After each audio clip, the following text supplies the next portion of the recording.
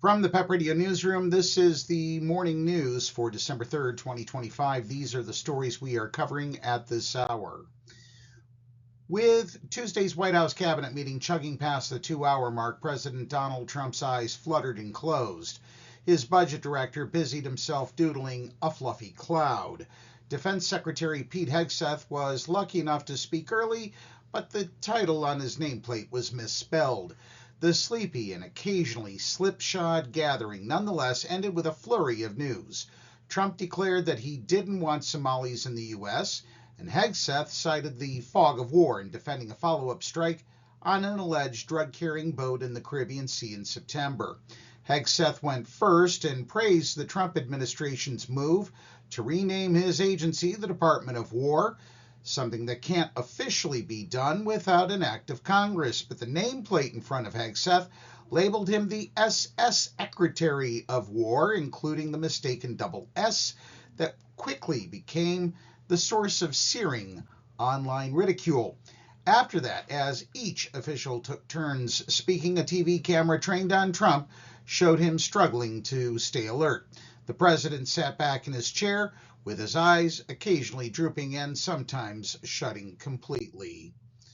Trump made a point in his opening remarks to call concerns that Democrats have raised about rising costs a con job. That didn't stop many of his administration's top voices from earnestly detailing how they were indeed seeking to reduce prices nationwide. Agriculture Secretary Brooke Rollins talked about economic pressures on farmers. Treasury Secretary Scott Bessent called affordability a crisis, and Housing and Urban Development Secretary Scott Turner said that hundreds of thousands of Americans becoming first-time homebuyers was an example of how the administration was making strides to achieve greater affordability. The final speaker was Secretary of State Marco Rubio, who spoke for several minutes and acknowledged, "I know I'm last, so I wanted to be fast, but there's a lot to cover." Considering he's involved in both the war in Gaza and the war between Russia and Ukraine, I would certainly think there is a lot to go over from the State Department.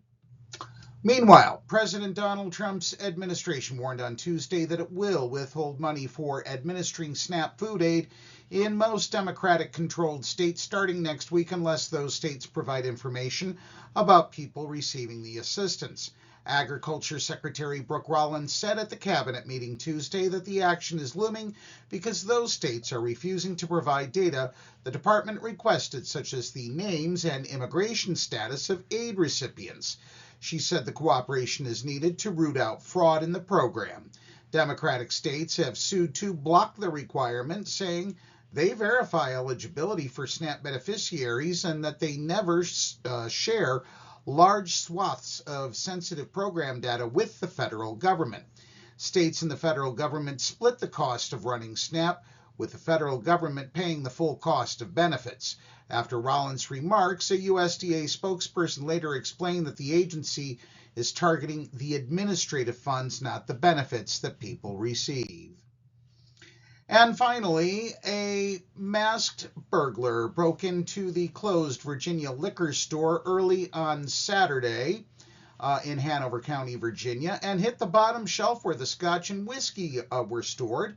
The bandit was something of a nocturnal menace. Bottles were smashed, a ceiling tile collapsed, and alcohol pooled on the floor. The suspect acted like an animal because, in fact, he's a raccoon. On Saturday morning, an employee at the Ashland, Virginia area liquor store found the trash panda passed out on the bathroom floor at the end of his drunken escapade.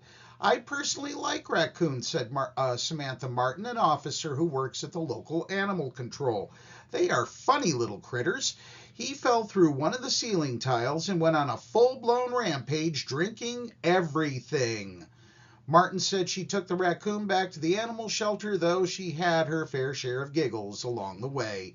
"Another day in the life of an animal control officer, I guess," she said. The Hanover County Animal Protection and Shelter commended Martin for handling the break-in and confirmed the raccoon had sobered up. As a side note, the Hanover County Sheriff's Department has decided not to press charges against the funny little critter. And that's the news at this hour. If you are watching our news videos on YouTube, please be sure to subscribe to our channel. PEP Radio is available on the Live 365 app, the PEP Radio page at paequality.com, Roku, and Alexa. Up next, we have the Meadville area weather forecast here on PEP Radio.